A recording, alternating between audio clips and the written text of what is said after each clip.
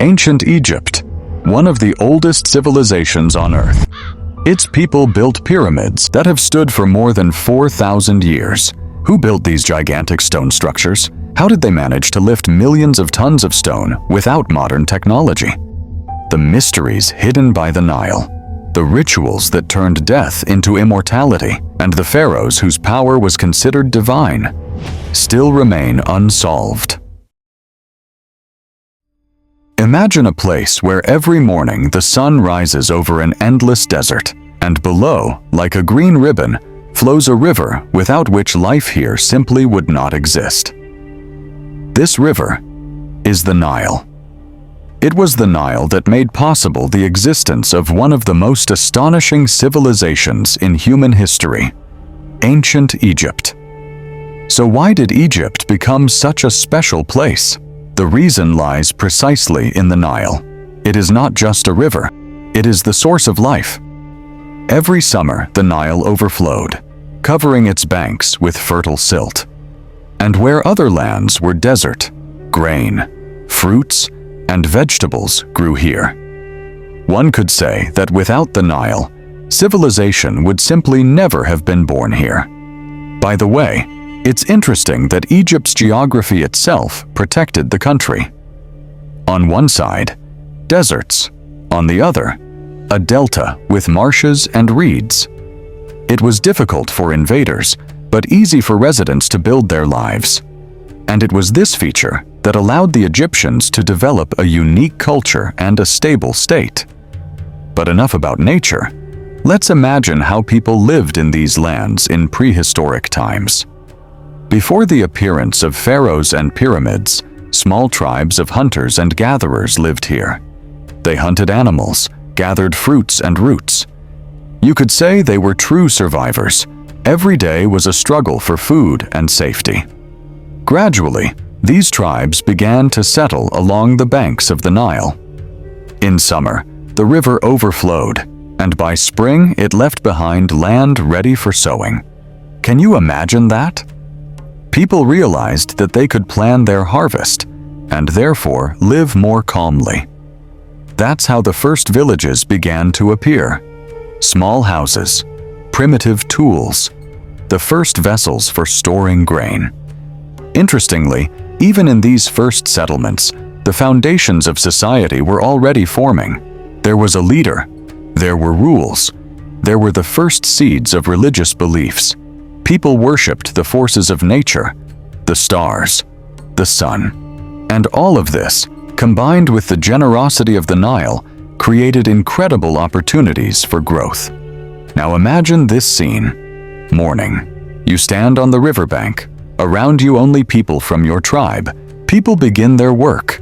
Some gather grain, some prepare homes, others practice crafts. And it feels like everything here could grow into something great. And that is exactly what happened. Thousands of years later, pyramids, the most famous temples, and a unique culture appeared here. Another point that often surprises people is the climate and natural resources. Egypt has little rain and almost no forests, but the Nile provided water, silt, fish, and birds. Thanks to this, people learned to use resources as efficiently as possible. They built houses from mud, made boats from papyrus, and created the first tools. That's how nature set the tone for the entire history of Egypt. And if we want to understand why the Egyptians built such gigantic pyramids or worshipped sun gods, we must remember, all of this grew on the banks of the Nile. And by the way, a small riddle to think about. Why did civilizations throughout history so often arise near rivers? Why not in deserts or mountains, but specifically near water? The answer is simple. Without water, there is no life, and without life, there is no civilization. But what happened before pharaohs and pyramids appeared?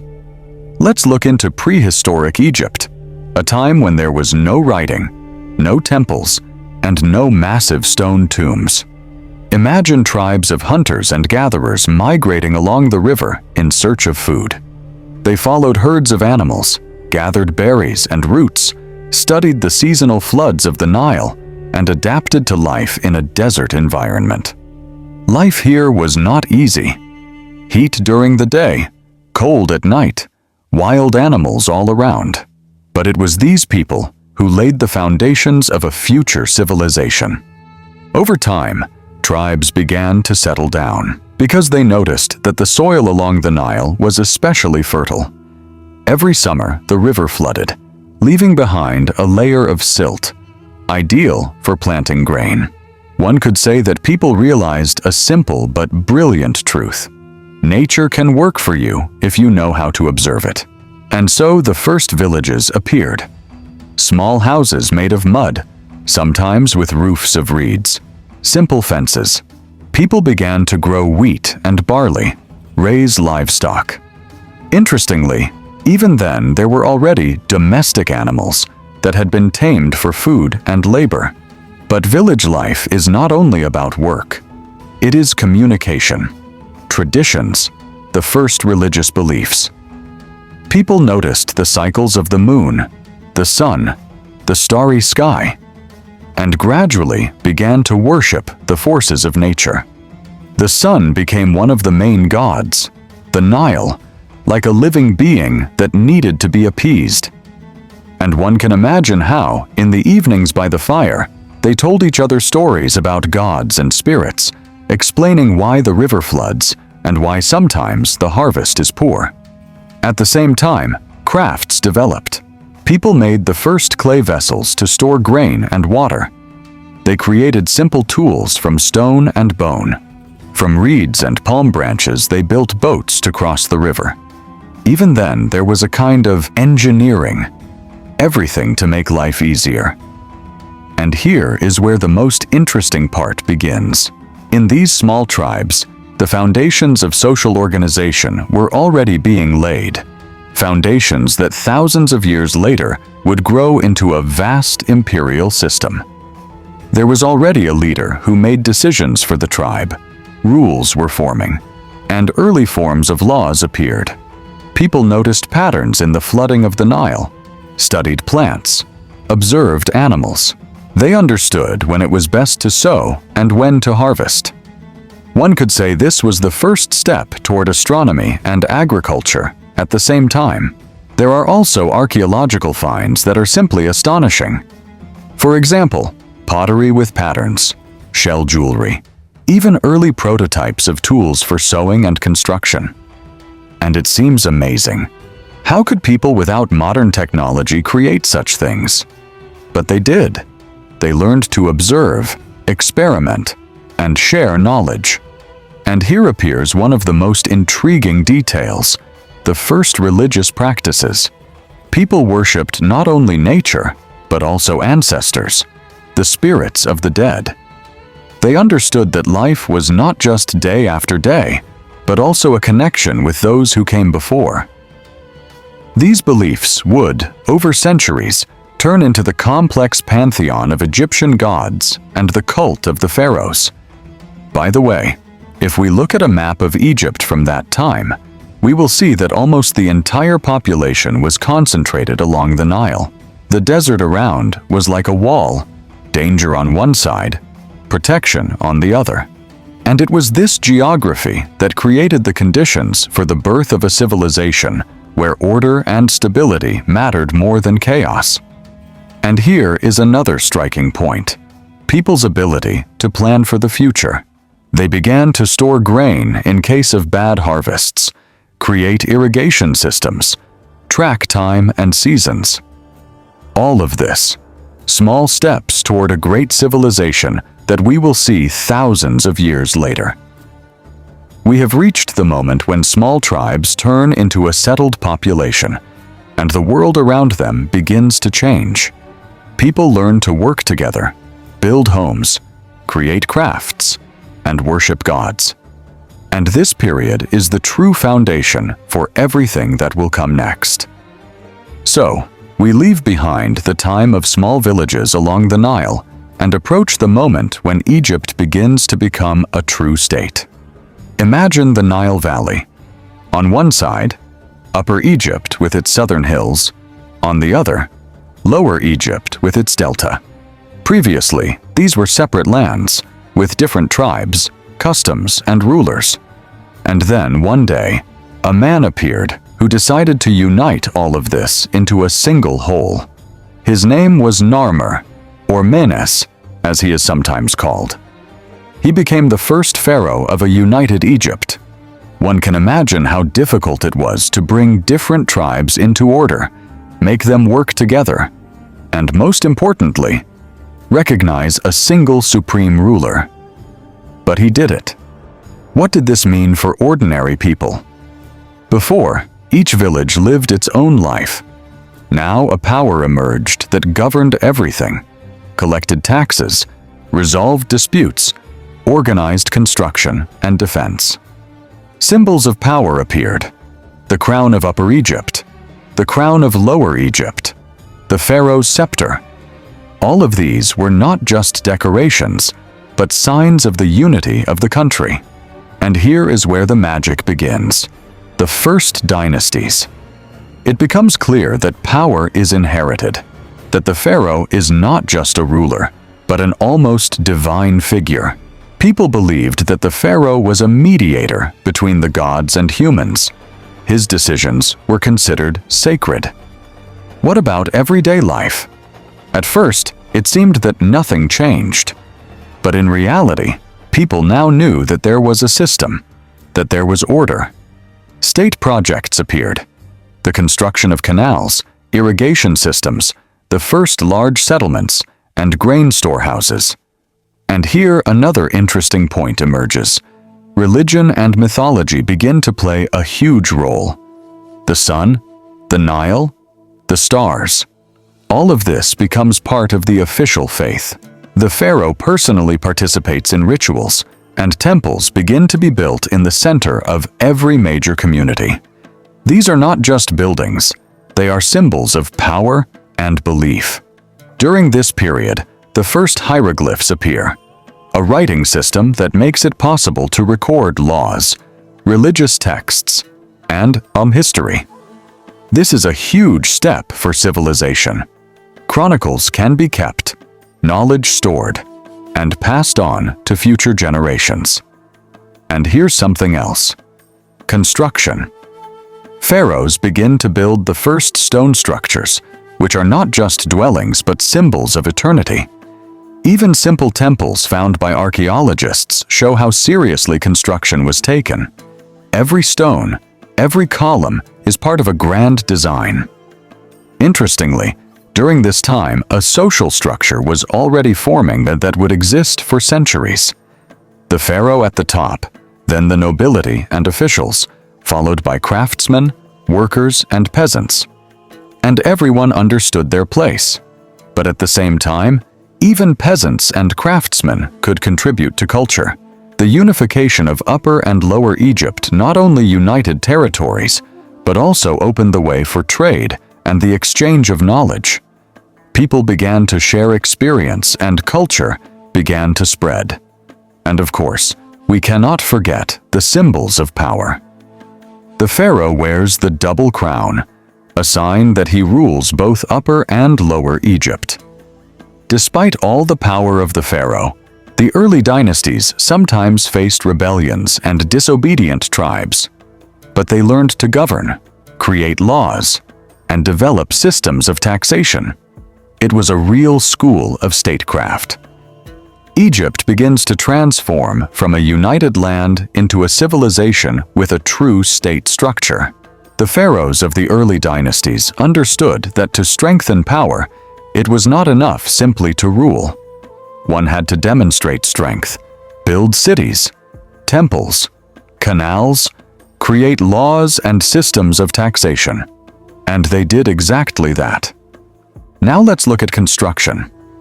During this time, the first stone structures appear, not as massive as the pyramids, but incredibly durable. They are built for the gods and the pharaohs, to show the eternity of power and respect for the spiritual world. Every column, every stone is carved with incredible precision. One can only imagine how much effort and labor went into these early projects. The social structure during this period is already clearly defined.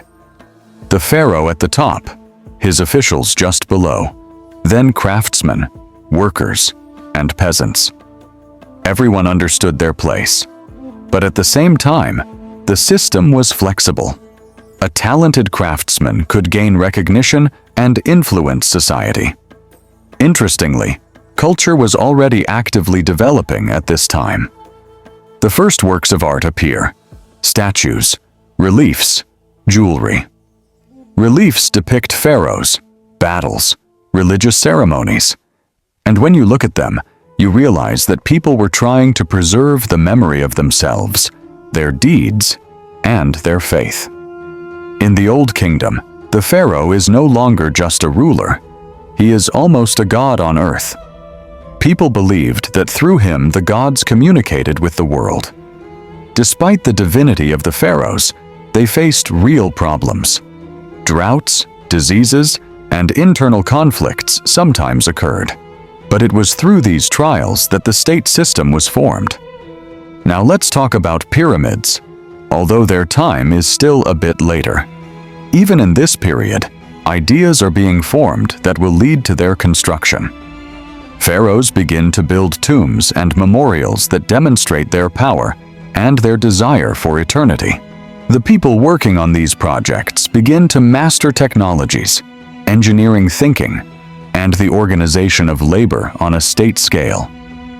It is during this period that the Old Kingdom becomes the foundation for Egypt's future greatness. People understand. The power of the pharaoh means order. The construction of temples and tombs means religion and culture. Writing means memory, and social structure means stability. Imagine the life of an ordinary person at this time. Peasants grow grain. Craftsmen make tools and jewelry. Workers participate in temple construction. And everyone sees that their labor matters, that there is purpose and meaning.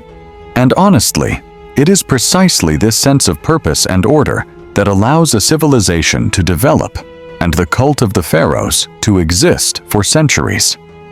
Even the construction of relatively small stone structures requires huge numbers of people, coordination, and resources.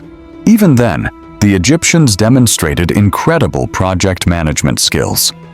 One could say that it was during this period that the foundations were laid for the construction of the pyramids of Giza, the greatest monuments of all time. The first paintings appear on the walls of tombs, telling stories of its daily life, gods, and pharaohs. Even in simple images, there is a desire to preserve memory. We have reached the moment that usually comes to mind when people say, Ancient Egypt, the age of the pyramids.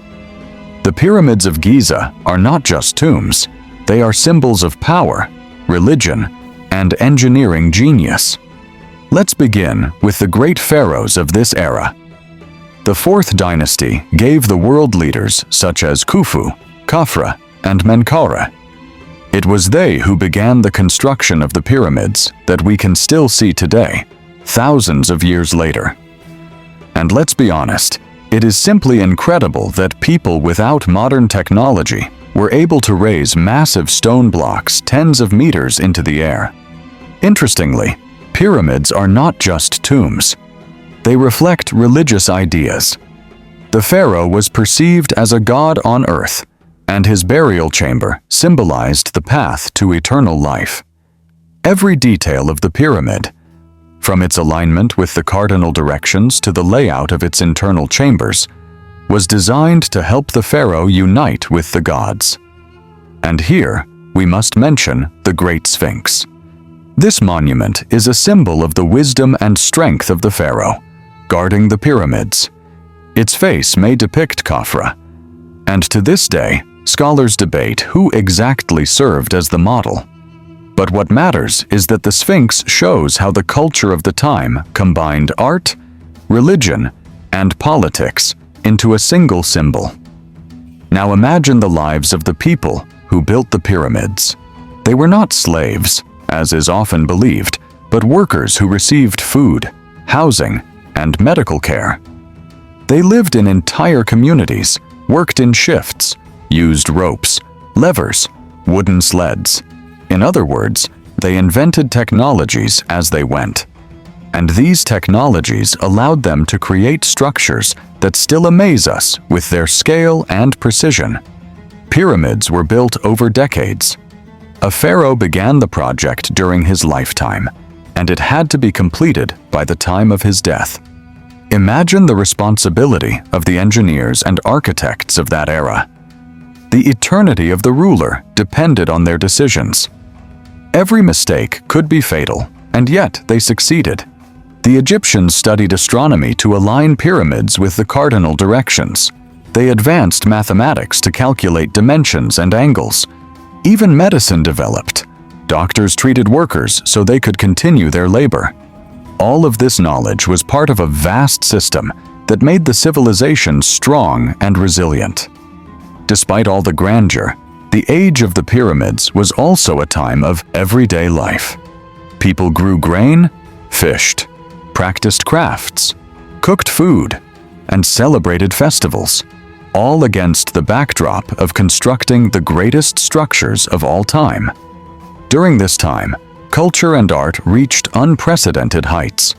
Reliefs appeared on tomb walls depicting hunting scenes, festivals, gods, and pharaohs. Statues of pharaohs and gods were created with astonishing precision. And all of this was done not for beauty alone, but to preserve memory and power.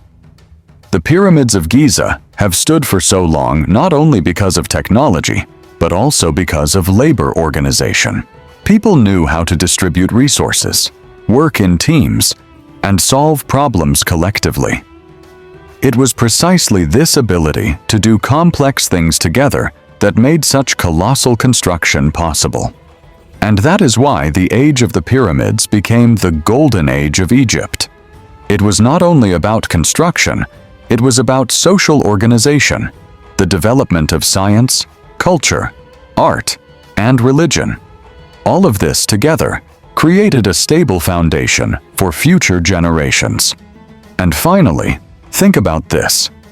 We look at the pyramids today, more than 4,000 years later, and they still impress us. And the people who built them lived ordinary lives, cared for their families, hunted, worked in the fields. And all of this happened simultaneously with the creation of one of the greatest wonders in human history. After the grandeur of the pyramids, Egypt enters a period of change. This era is most often called the Middle Kingdom. Although the scale of construction is smaller than during the age of the pyramids, the significance of this period is enormous. Imagine, the country weakens somewhat. Local rulers struggle for influence, and it seems as if order is collapsing. But it is precisely in such moments that the genius of a civilization reveals itself. It is able to recover and become stronger. The pharaohs of the Middle Kingdom strengthen their power, create laws, and develop the economy. New cities appear, irrigation canals, fortifications, and roads are built. People learn once again to work together. The state becomes unified, and this allows Egypt to survive the crisis. The next stage is the New Kingdom, the Age of Empire. The pharaohs of this time are true conquerors: Thutmose III, Hatshepsut, Amenhotep III, Ramesses II. These names are familiar to anyone who has even a slight interest in history. What is interesting is that the New Kingdom is a time of expansion and diplomacy. Egypt expands its borders, wages wars, and signs the first peace treaties in world history. For example, the famous treaty with the Hittites after the Battle of Kadesh. But the New Kingdom is not only about wars, it is also a time of immense cultural and scientific progress. New temples, sculptures, jewelry, and written documents appear. Pharaohs build Abu Simbel and Karnak, grand structures that astonish with their scale and detail.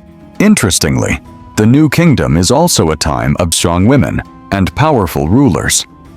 Hatshepsut, for example, was a female pharaoh. She ruled the country wisely, built temples, developed the economy, all in a society where power was traditionally considered male. Just imagine how bold that was. Even during wars and conquests, culture continued to develop. Temples were built not only in the capital, but also in conquered lands. Now we move to one of the most dramatic and controversial chapters in Egyptian history, the Amarna period and the reign of Ramesses II. This was a time when the country experienced large-scale changes, religious experiments, and monumental construction. Let's start with Akhenaten. This pharaoh decided that Egypt's traditional gods should be replaced by a single supreme deity, the sun god Aten. People accustomed to a pantheon of gods, temples, and rituals were shocked. Akhenaten builds a new city, Amarna, specifically for the worship of Aten. He moves the palace, temples, and officials there. The city becomes the center of a new religious idea. But as often happens with revolutions, the reform meets resistance. Traditional priests lose influence, and the people do not immediately accept the changes. And here, the real intrigue begins. After Akhenaten's death, religion quickly returns to the old pantheon, and the new pharaoh, Tutankhamun, restores traditional rituals. All of this took place against the backdrop of cultural flourishing. Temples were built not only for the gods, but also as symbols of the pharaoh's power. Despite the grand projects, people lived their lives. Peasants grew grain. Craftsmen created jewelry and tools. Workers built temples and roads. And honestly, their labor was no less important than the achievements of the pharaohs. Without them, pyramids, temples, and statues simply could not exist. Interestingly, Akhenaten's religious reforms left their mark on culture. Even after the return to the old gods, people began to perceive the role of the pharaoh and divine authority differently. To sum up, the Amarna period and the reign of Ramesses II were times of dramatic reforms, great constructions, military campaigns, and cultural flourishing. It was during this period that Egypt demonstrated to the world the full power of its civilization, its ability to change, to build, to fight, and to leave a legacy that still amazes the imagination. After the greatness of the new kingdom, Egypt enters the late period, a time of change, crises, and external threats. The country is no longer as powerful as before, but its cultural influence remains enormous. During this time, Egypt faces invaders from neighboring lands. Libyans, Nubians, Assyrians, all seek to control the rich Nile Valley. And each time, the pharaohs must find a balance between defending the country and preserving internal order. What is interesting is that despite the threats, Egyptians preserve their traditions even as the political situation becomes increasingly complex. Special attention should be given to the Ptolemaic period. After the conquest of Egypt by Alexander the Great, the country becomes part of a vast Hellenistic empire. But remarkably, Egyptian culture survives. And here appears the famous Cleopatra VII, the last queen of Egypt. Her name is known to everyone, but few consider that she symbolizes the final attempts to preserve the country's independence. Cleopatra was intelligent and politically active, using diplomacy, alliances, and even love with influential Romans to protect her land. But ultimately, Egypt becomes part of the Roman Empire. One could say that Egypt's legacy outlived the pharaohs and the empires. The late period is a time of cultural synthesis. Egyptian traditions intertwined with Greek, Roman, and Near Eastern ones. New styles appeared in art, new forms in architecture, but the spirit of Egypt remained unchanged. Pyramids, temples, statues, they stand and amaze us. Even today, engineers and scientists are astonished by the precision of their construction. The strength of a civilization lies not only in pyramid stones or the greatness of pharaohs. It lies in people. Each contributed to a great legacy that we can study and admire today. So when you look at pyramids, temples, or ancient artifacts, remember, this is not just history. It is a story of observation, labor, faith, perseverance, and the genius of people who lived thousands of years ago, but left a mark that still inspires humanity.